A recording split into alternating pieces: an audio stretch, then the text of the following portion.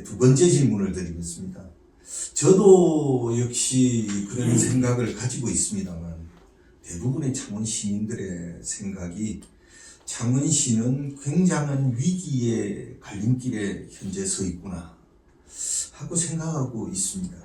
후보님께서 생각하시는 지금 창원은 어떻습니까?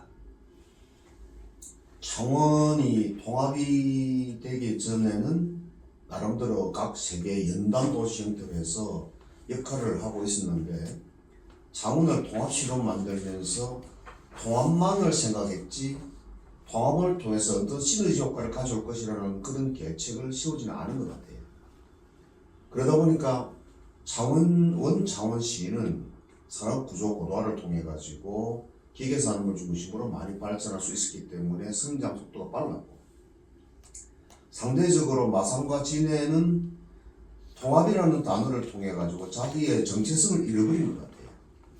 그래서 위기 탈출이라기보다는 현재 상황에 처해 것을 보면, 특히 마산 같은 경우에는 20-30년 전이나 지금이나 똑같다. 단지 변한 것은 둘레길 정도 걸어다닐 수 있는 정도 만들어준 거 외에는 아무것도 없다 라는 것이 팽배하고, 진해의 경우는 부산과 인접하다 보니까 부산에서 넘어오는 인구, 그거로 인해서 약간의 이제 소위 아파트 건립이 되고 해서 조금 낮을지 모르지만 그 정체성은 그대로 되어 있습니다. 특히나 해군 기지가 있다 보니까 이 미군들에 대한 부분을 우리가 인지할 수 없어서 그분들에 대한 모든 정책은 먼저 배려가 되다 보니까 발전할 수 있는 길이 점점 더 멀어졌다. 그래서 그 위기에 처해진 것은 제가 아니고 많은 창원시민이 다 느끼는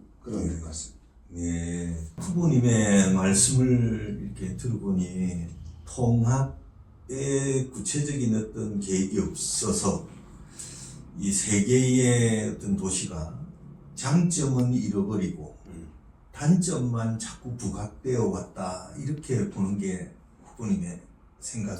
예, 부분적으로는 그렇죠. 네. 근데 사실은 창원 자체가 창원이 가지고 있는 특징을 보게 되면, 박정희 대통령이 이제 함안과 창원을 둘러보면서 그 북한에서 쏘았을 때 레이더망에 걸리지 않는 곳은 진해와 창원이었다.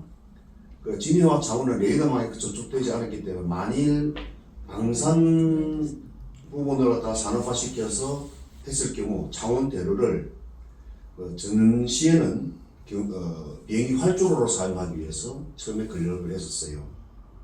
그랬던 것이, 그래서 이제 이 본 창원은 방산, 원자력 이런 것에 초점을 두게 되었고, 그것을 밑받침하기 위해서 기계 산업이 첨가가 되어야 됐기 때문에 산업 고도가 된 것은 사실입니다.